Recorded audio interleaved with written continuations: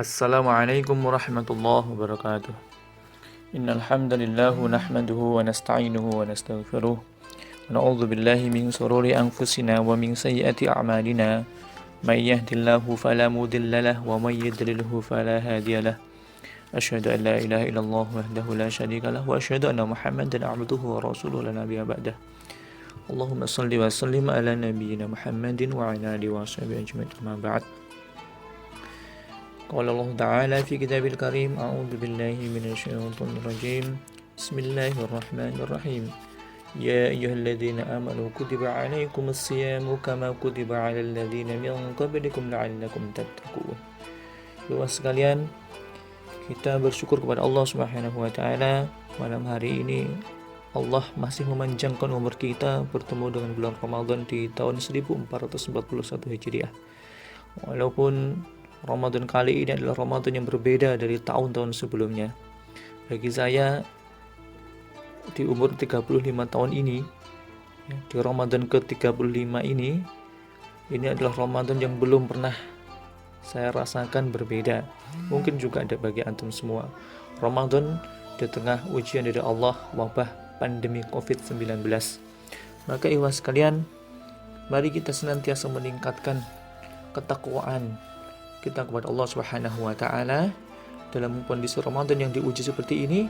Semoga kita bisa tetap menjalankan semua ibadah-ibadah Ramadan dengan kekhusyuan yang terus meningkat dari waktu ke waktu, sehingga walaupun Ramadannya berbeda, maka target dari bulan Ramadan, yaitu melahirkan orang-orang yang bertakwa, benar-benar akan kita temui nanti. Allah Subhanahu wa taala telah menjadikan puasa adalah salah satu ibadah yang bisa memberikan syafaat bagi kita nanti di yaumul qiyamah. Rasulullah bersabda dari Abdullah bin Amru, "As-siyamu wal Qur'anu yashfa'ani lil 'abdi yaumil qiyamah. Yaqulu as-siyam, ay rabbi, mana'tuhu at-tamama wa syahawati bin nahar wa syafa'ni fi. Wa yaqulu al-Qur'an, mana'tuhu an-nawma bil lail wa syafa'ni fi. Qala fayashaffa'ani." Puasa dan Al-Quran akan memberi syafaat kepada seorang hamba pada hari kiamat. Puasa berkata, "Wahai Tuhanku, aku menghalanginya dari makan dan syahwat di siang hari. Maka perkenankan aku memberi syafaat kepadanya." Dan Al-Quran pun berkata, "Aku mencegahnya dari tidur di malam hari.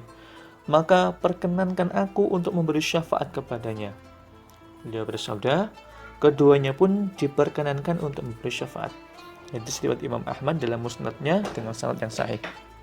Ikhwas sekalian, sungguh kalau kita benar-benar menghayati keutamaan bulan Ramadan dan syafaat yang kita nantikan di yaumul qiyamah nanti, tentu kita akan mengisi Ramadan kita dengan penuh ibadah. Hari-hari Ramadan kita tidak akan terlewatkan sedetik pun di mana dia pasti bernilai ibadah. Itulah yang menjadi pemikiran kita seharusnya sebagai seorang mukmin yang ingin mengharapkan ketakwaan dan datang dari sisi Allah Subhanahu wa taala. Nah, bagaimana kita menghayati arahan-arahan Allah bagi kita seorang mukmin yang ingin menjalankan ibadah Ramadan dengan sebaik-baiknya?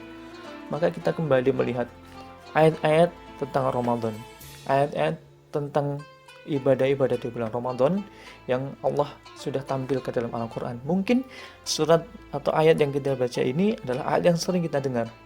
Namun bagi seorang mukmin sekalian, ayat-ayat dalam Al-Quran di bulan Ramadan itu benar-benar bisa menjadi, semua ayat itu bisa benar-benar menjadi hikmah. Ya, bagi seorang mukmin yang benar-benar ingin mendapatkan pelajaran dan pengarahan dari Al-Quran, maka sesungguhnya semua ayat walaupun itu sering dibaca, itu benar-benar akan bisa menjadi hikmah di bulan Ramadan.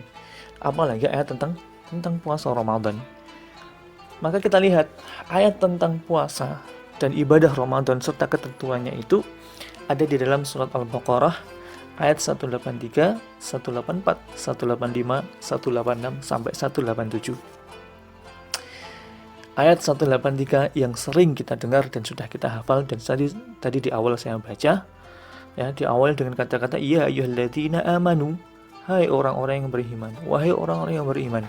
Panggilan wahai orang-orang yang beriman itu begitu banyak dalam Al-Quran. Bagi kita orang yang merasa terpanggil dengan panggilan ini, tentu akan sangat responsif terhadap hal-hal yang akan menyertai panggilan ini. Dan antum akan temukan di sekalian bahwa panggilan keimanan seperti ini dalam Al-Quran pasti diikuti dengan amalan-amalan yang menjadi perintah, yang menjadi ibadah kepada Allah Subhanahu wa Ta'ala, baik itu bersifat umum maupun bersifat khusus. Misalkan seperti ini ya, di dalam surat Al-Baqarah 183 ini, setelah panggilan iman, maka arahannya adalah ibadah yang harus dilakukan adalah berpuasa. Dulu para sahabat Rasul ketika mendapatkan ayat tentang keimanan yang diawali dengan kata-kata ya ayyuhalladzina amanu, mereka sungguh bergembira dan bersenang hati karena mereka sangat berharap dan merasakan ayat itu untuk diri mereka.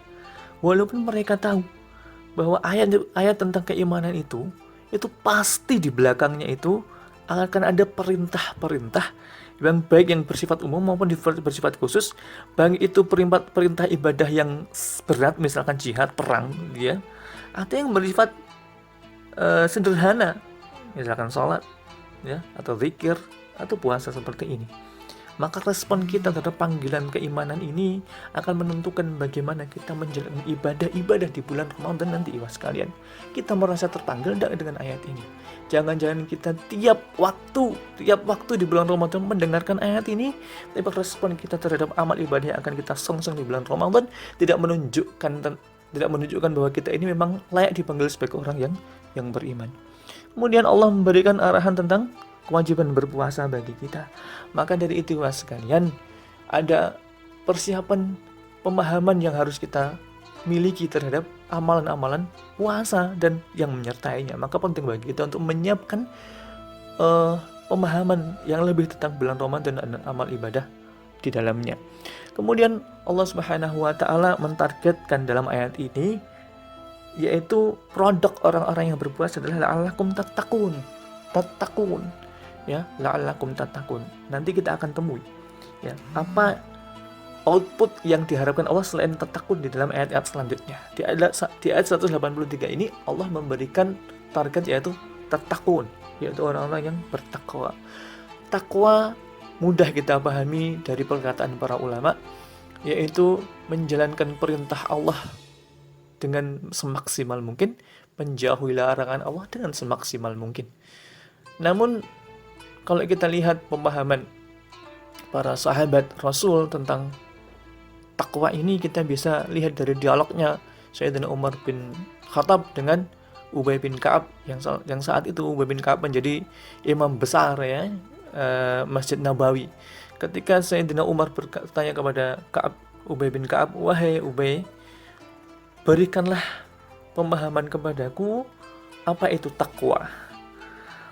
Kata Ubay bin Ka'ab, wahai Umar, bagaimana kondisimu jika engkau sedang berjalan di tempat yang gelap dan di situ terdapat banyak duri-duri? Apa yang engkau lakukan? Tentunya, kata Umar bin Khattab, aku akan hati-hati. Aku akan waspada melewati jalan itu. Nah, itulah takwa, kata Ubay bin Ka'ab.